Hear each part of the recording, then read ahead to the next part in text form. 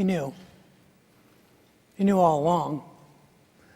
He knew from the very beginning, because he knows these things. He knows all things. He knows what a struggle life is, and he knows the questions that we ask. See, I believe that every human being, everyone who stumbles upon this earth, winds up asking three essential existential metaphysical questions. Everyone winds up asking the same three questions. It doesn't matter what period of history you were born in, what nation you were born in, what your culture was. I think all human beings wrestle with three essential existential metaphysical questions. The first question is there a God? You look around the world and you ask yourself, is there a God or not? And it's a question everyone asks, and it's a question everyone answers. Even if you say, well, I'm not sure, that's still an answer. Everyone asks that question. Every religious system that has ever been devised, and every religious priest that has ever gone about the business of their calling has sought to help people wrestle with and seek answers to this question. And most religions say, well, we know God better than anyone else, so listen to us.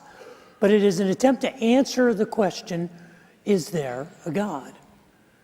Is there a God, yes or no? It takes the same amount of faith to believe there is no God as it does to believe that there is a God. It is just as difficult to prove that God exists as it is to prove that God does not exist. It's based on the same presupposition. And how you answer that question impacts how you answer the next two essential, existential, metaphysical questions. The first question is there a God? The second question is, what happens when I die? We notice from the time we can pay attention to such things that no one gets out of this life alive. And the question becomes, okay, what happens next? Is there a next? Now, how you answer the first question defines how you answer the second question, because if you don't believe that there is a God, then all bets are off when you die. You can believe anything you want. You just spin the wheel and take your choices. You can believe anything from reincarnation to annihilation. It doesn't matter. It's up to you. You decide, since there is no God. But if there is a God, then what happens when we die is up to him. Over the last few weeks, we've been preparing for Easter by walking through a hymn that Jesus sang in the hours before his crucifixion. It was a hymn that was traditionally sung at the Passover meal, at the very end of the Passover meal, part of the Egyptian Hallel that Pastor Doug Congdon pointed out so elegantly over the last 2 weeks, that was a reminder to the people of Israel of God's deliverance, of God's redemption. And they celebrated that in the remembrance of the Passover. And at the end of the Passover, traditionally, the Jewish people would sing the 118th Psalm. Today we come to 3 verses near the end of that Psalm, verses 19, 20, and 21, that I think give us some insight into the second great existential question. What happens to us when we die? But before we press into that, would you pray with me for a moment? Father in heaven, I would ask that the words of my mouth and the meditations of my heart would be pleasing in your sight, that you would use your word spoken by your servant, anointed by your Spirit, to challenge us to place our hope in what we know, not in what we don't. Pray that we might live by what we know and not by what we don't.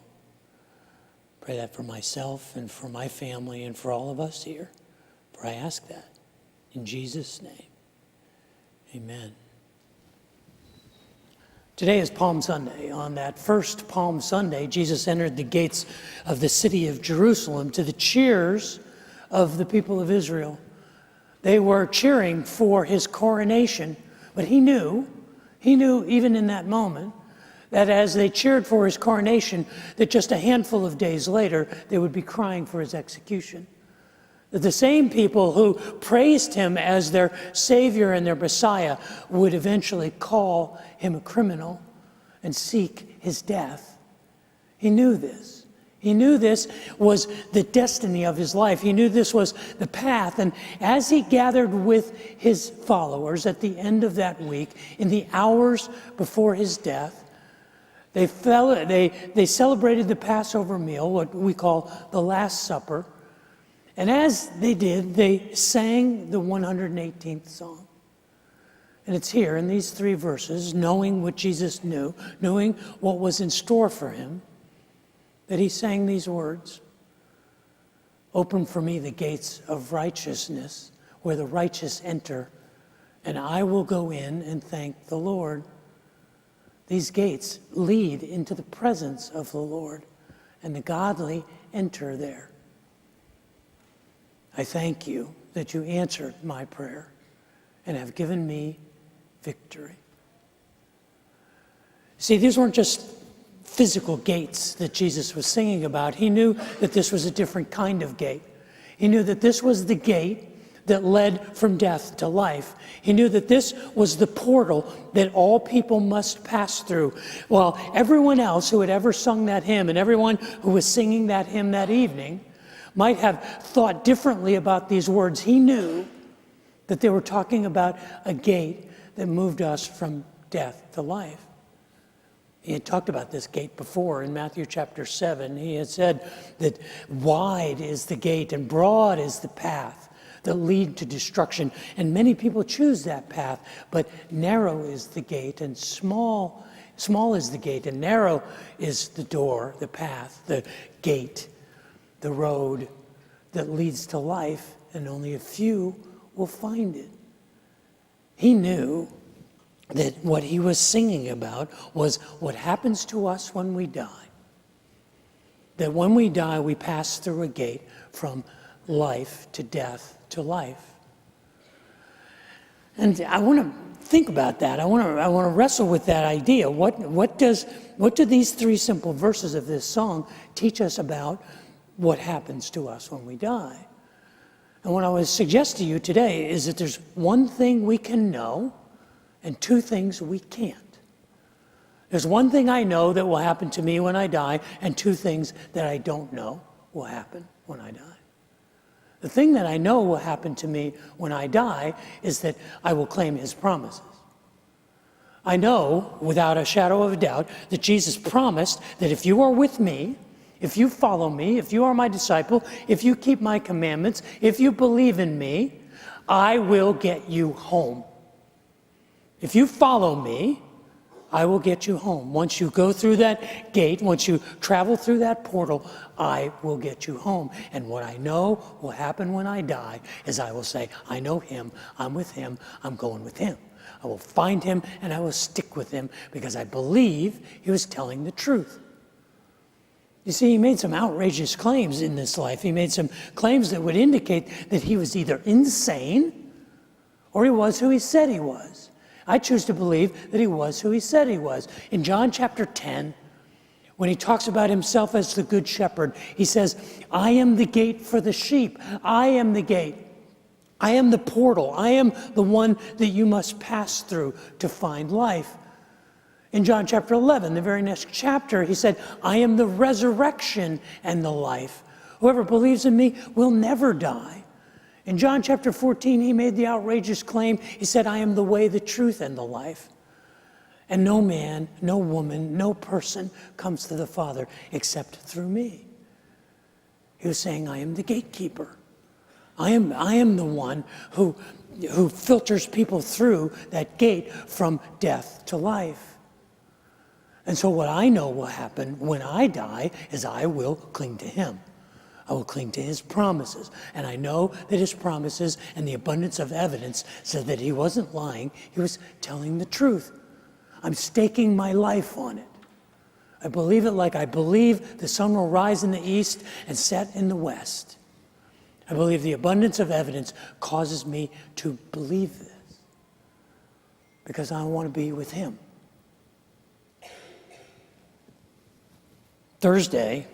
This past Thursday, was a really good day for me. I mean, a really good day. I got to hang out with some people who are very special to me, and I got to meet some very interesting people, and I got to do all of it while I was walking around at the little golf tournament across the street. Are you familiar with the little tournament that's across the street? It's just across the street. There's a PGA Tour, and they were playing golf, and I called a friend of mine earlier in the week. I texted him. I said, hey, you interested in going out there on Thursday? He said, man, that's a good idea. And I said, okay, I'll get us passes because I'm a big shot. I can do that. I'm kind of a big deal around here, and I can call people, and it doesn't hurt that we have 150 or 200 of you who volunteered to help out at the tournament. And I thought if worse came to worse, we could just sneak in because everybody going, hey, Dave, how you doing? I'm like, well, I don't really have a pass, but so I told him I got it covered. Don't worry about it. And he goes, well, I made some calls too. I got it handled. So I said, okay, well, we'll go with your stuff. So we get over there. He doesn't just have it handled. We're met by people from the PGA Tour. We're met by people from Austin Country Club, and they say, come with us, and they put us in a golf cart, and they take us behind the ropes. They take us back where people aren't supposed to be. I mean, for crying out loud, I was in Michael Dell's private lounge having a panini when he walked in. I mean, you're familiar with Michael Dell is not a computer, it's a person. And he was there, and my friends were chatting him up, and I thought, I should go over and ask him if he knows about the tithe. But I was eating a panini, and I decided against that. But my friend hooked us up. He didn't just hook us up. I was behind the ropes. I was walking down the fairway with the golfers, waving at the rest of you, going, hey, check this out. I mean, I probably could have walked up on the green and knelt down by Phil Mickelson and gone, I think it breaks a little to the left. No, I think I would have got kicked off if I did that. But anything short of that was like total free access. We're walking around behind these tents and through places where people aren't supposed to go, and this security guard is like, what are you doing? You can't be back here. And I just said, I'm with him. And they went, oh, okay, go.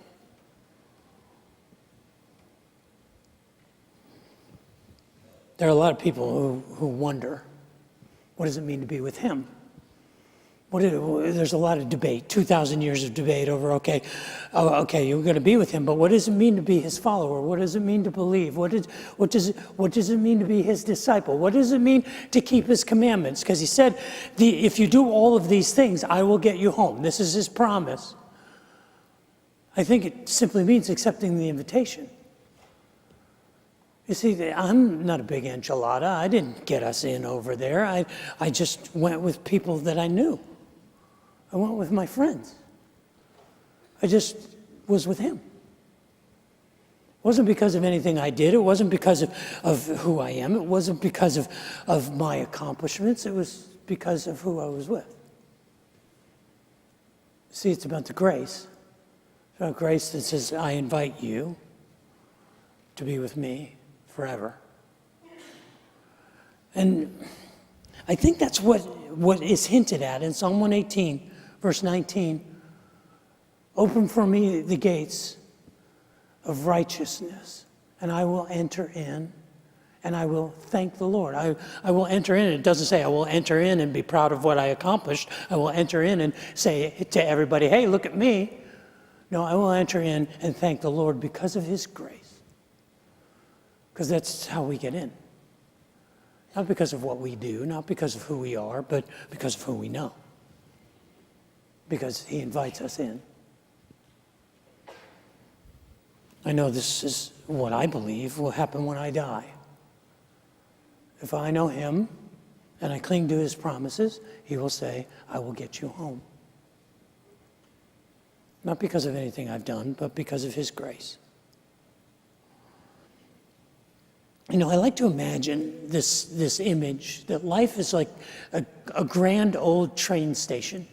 You ever seen one of those old classic train stations where it's kind of a barn-like structure and there's lots of platforms where trains come in and people roll their bags in? It's kind of like that scene from Harry Potter where they're all getting on the trains to go to places. It's like that. They still exist today. Well, I like to imagine that life is like this grand station. And we're born onto this platform. And there on our left is a train, and the train is bound for home. And the conductor is handing out tickets saying, anybody who wants to get on this train will get you home. This train, I promise you, will get you home. The tracks run to home. So would you like a ticket? Would you like to have a seat reserved? Would you like a space saved? And all you have to do is say, yeah, and you get on that train. I like to imagine that's what will happen when we die. When the train leaves the station, it takes us home because he promised us that it would. Now, if you're paying attention to my little analogy, you realize that metaphor of the train station and the platform has one really big problem. This isn't the only train in the station. There's lots of other trains in this station. And while I'm confident that this train will take us home, my experience tells me that most of the people who are in that station, who are on the platform, don't get on that train. They don't get on the Jesus train. They're not on board with that. But they're getting on other trains because they all leave eventually. So what happens to them when they die? When those trains leave the station, where do they go? Now, the majority opinion says, well, they're toast. They get on any train but the Jesus train, their fate is sealed. They're doomed. Once the train leaves the station, if you're not on board with him, you're doomed. You're condemned. You don't have a shot. The train will take you to the unknown. The train will take you to your fate. And there's lots of biblical evidence that suggests that that's how it works. In fact, in the 118th Psalm, you read verse 20 and you say, maybe that's what he's talking about. Maybe what he's talking about when he says, the gate leads to the presence of the Lord, and it's where the godly enter. Only the godly get in there. Only if you got a ticket. Only if you're one of the chosen do you get there into the presence of the Lord. And as we read through the Bible, there are these indications that God will judge the world, that God will separate the sheep from the goats and the wheat from the chaff.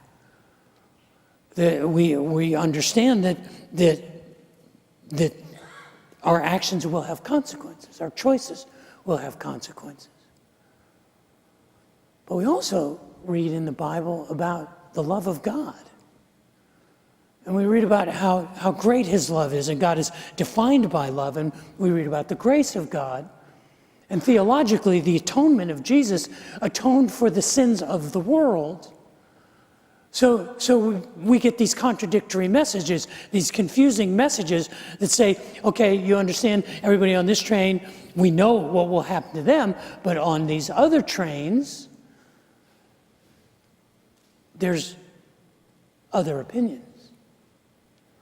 There's conflicting messages.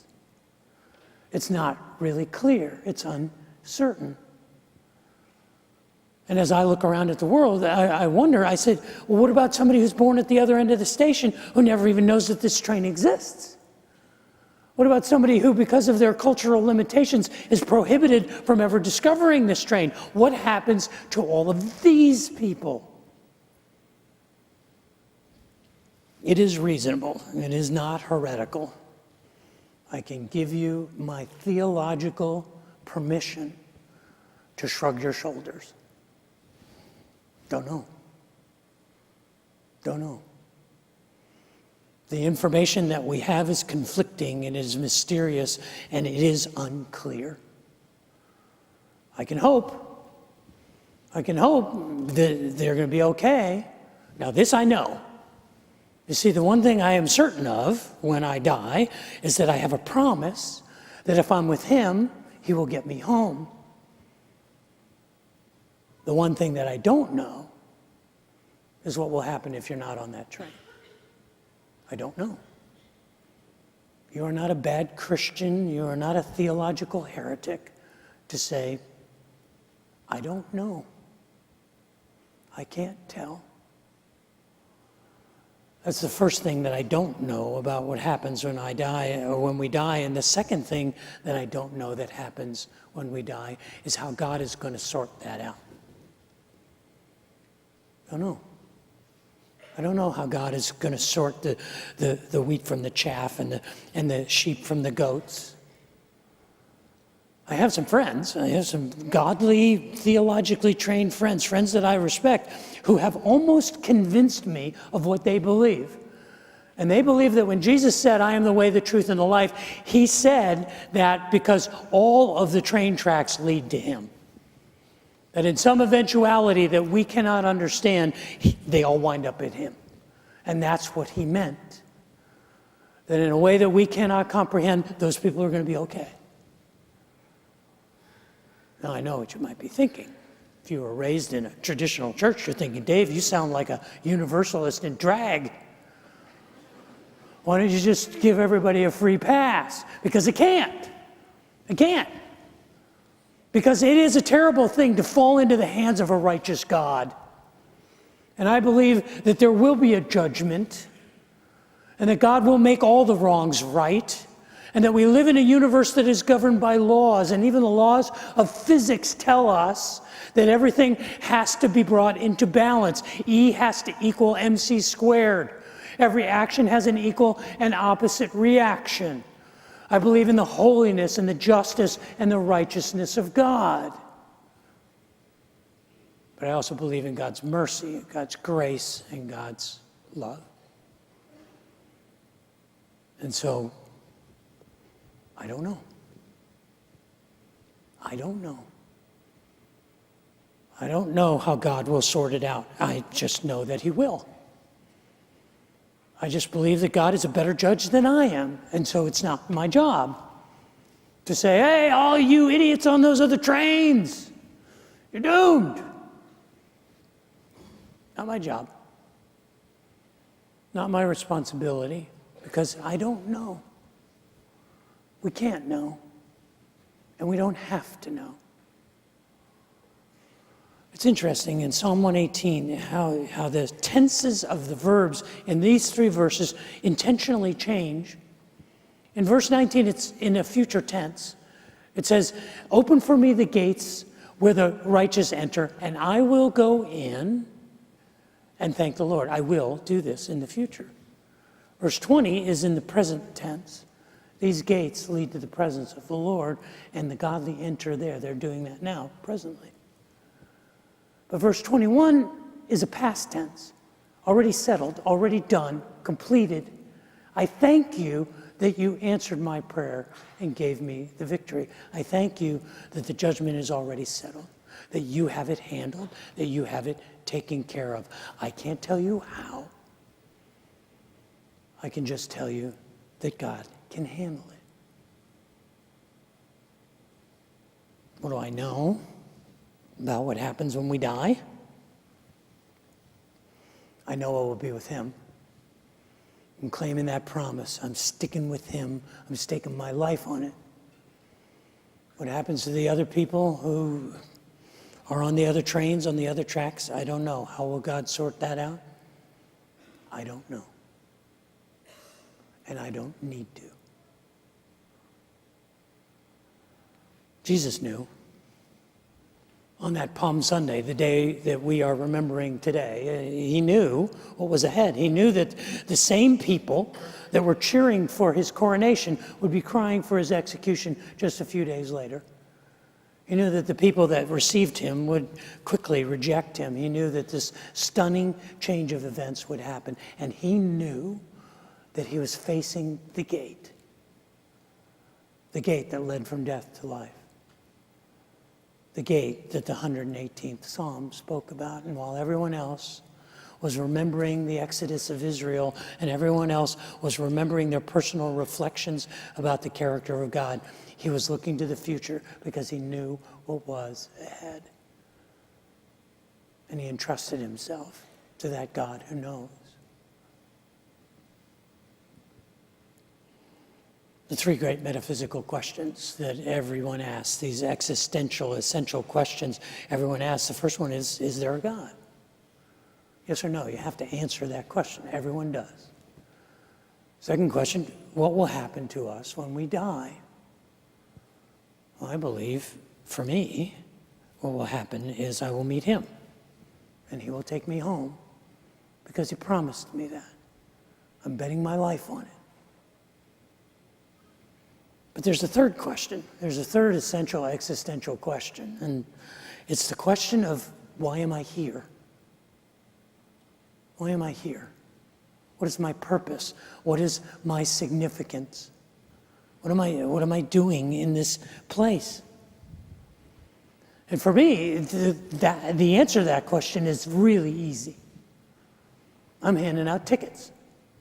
I'm handing out boarding passes. I'm handing out travel brochures and say, hey, you want to be on this train, man? This is the ride. This is where you want to be. I don't want to leave the station with anybody left on the platform. I want everybody to get on board. I want you to come with me. I will give you my ticket. I know where to get more. My seat is saved. My space is reserved. I'm just going to party like I know where I'm going until I go there. And you see, it's also why we're here. This is why we're here. We're here to say to whosoever will, come on, come party with us, come celebrate with us, because we know where we're going. We know what is ahead. This is why we are here, to celebrate and to serve with those who are living this life with us, and to offer them the invitation to join us. And it's important to realize that we are not called to stand at the other cars and beat people over the head and tell them what idiots they are for getting on those trains. And we are not called to run around and criticize and try and intimidate or scare people to get on the train with us. We are called to throw a big-ass party and say, come with us, because this is the best.